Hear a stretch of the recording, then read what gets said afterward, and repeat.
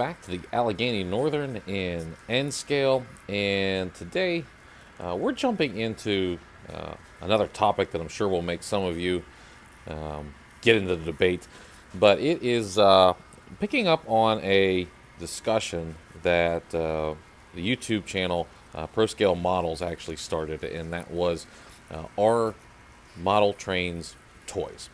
And I won't tell you what his opinion was. You can go ahead and watch this video. I'll put it in the link down below. But it tied into what I wanted to talk about today. And so I figured, well, I'll jump into the fray on that and, see if we can start some controversy for the day. But what I wanted to talk about today is tinkering. So let's discuss tinkering. Okay, so let's talk about first what we're really getting at in this video, and that is the art of tinkering. And if you are a model railroader and you've spent any time seriously in the hobby, you've tinkered. And that could be anything from making sure a track is working properly to cleaning locomotives, oiling locomotives, adjusting scenery, adding details. Sometimes it crosses the line from tinkering into actual modeling, but by and large, you're making adjustments, and you're doing what I like to call putzing around. So, if you like to putz around like I do, and you do it with a cup of coffee, then it's sort of casual, it's relaxed, and it's actually kind of fun. And not that having problems on your railroad is necessarily, fun, but there is a sense of victory when you figure out what the problem is and solve it. And so a lot of our time is spent making the railroad run properly, whether it's just for ourselves, for operating sessions, or whatever. And when you see something like this on someone's layout, chances are they're working on something. And it could be a scenery upgrade, it could be a technical repair, or it could be a mistake from, maybe bumping it while doing something else, and now a repair needs made. All of this is essentially tinkering. And in order to tinker, you have to have sort of a skill set that I'm going to say most children don't have the patience for or the understanding of. And for that, I think you kind of go where I'm going to lean on whether or not model railroading is a toy or a something else. We'll call it a hobby, I guess. So if you were enjoying my commentary section on the SD40-2 from Scale Trains, then you probably know that I have been on a rampage fixing errors in my track. And this is one of the errors that has been present for quite a long time. And it shows up every now and then while I'm doing passenger operations.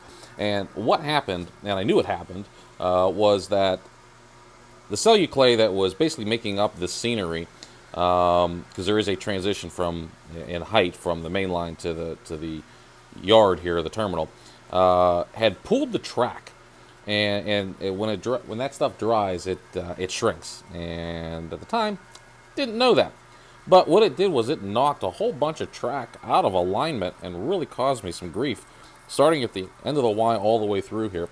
And I could get most trains to run through, but every now and then a car would derail or a locomotive would pick a switch and cause a short, and it's just annoying, right? Like you don't want to deal with that. So I pulled it all out, realigned everything, and I haven't put the scenery back yet because after I make an adjustment like that, I like to run trains over it for at least a little while to make sure that it's done adjusting and I've made all the corrections I need to. So we're about a week into this, and it's getting ready to have the scenery put back, obviously with a different material, but I was tinkering around with it and used that opportunity to repair the switches that weren't functioning correctly. There's some of the older switches, and now it's up and running. So a few hours of putzing around and now some hours of getting scenery back kind of the way I wanted it versus how it was, and we're back up and running operations out of the passenger terminal. And while we're talking about making trains run, we have various tools that are at our disposal, knives and screwdrivers and drills and all kinds of other stuff that, really don't fall into the realm of toys, let's say. And this is more of an adult type task, is to make such detailed models function. And you can see just on this big boy how many moving parts there are and how many fine parts there are. And at some point in time, the complexity of a, I'll say, toy or a model takes it from the toy realm into something that is more. And, you know, if you want to argue, okay, well, it's just a toy that adults enjoy. Okay, I can buy that argument.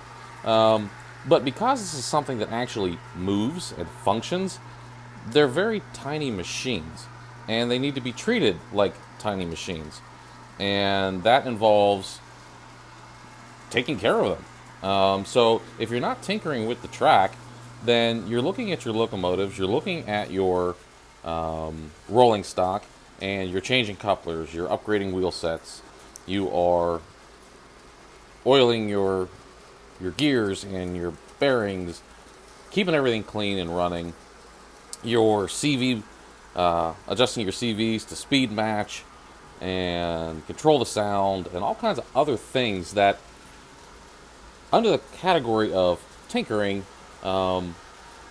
really goes beyond what you would expect from just a toy that you can pick up at the store, take out of the box, and, you know, play with and enjoy.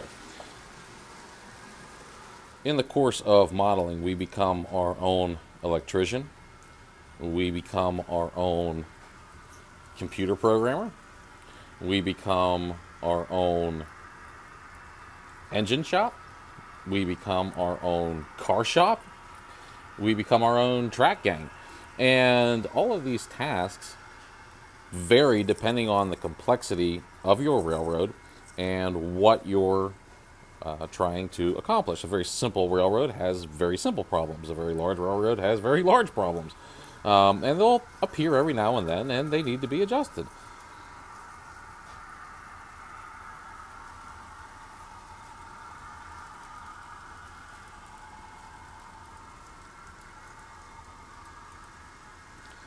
The fruits of those adjustments and the fruits of that tinkering really make model railroading, for me, what it's all about, and that is watching trains go through scenery that I built and get to enjoy just watching trains go around. Now, for me, the purpose of this railroad is just that. I wanted a double track mainline that I can watch trains go around and just admire the beauty of the models. But every now and then that gets boring, and I want to, say, operate the railroad. And that's when all the industries come in, and that's when the complexity of the track and the future signals and all that sort of stuff come in. So this railroad literally transforms from just a giant loop around the basement to a functioning railroad that I can operate depending on what I want to do. And to me, that's what I want out of the hobby. So while I tinker with the track and the electric and the scenery and the rolling stock, it's all encompassing as to what I want to get out of the hobby. So let's go back to the workbench and let's talk about that tinkering just a little bit more.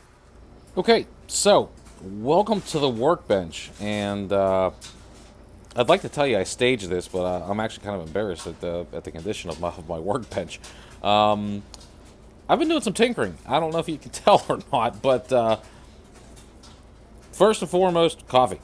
You got to have coffee because it makes the brain work. Second, you've got a myriad of tools that you're going to use: screwdrivers and drills and knives, files, all of this stuff.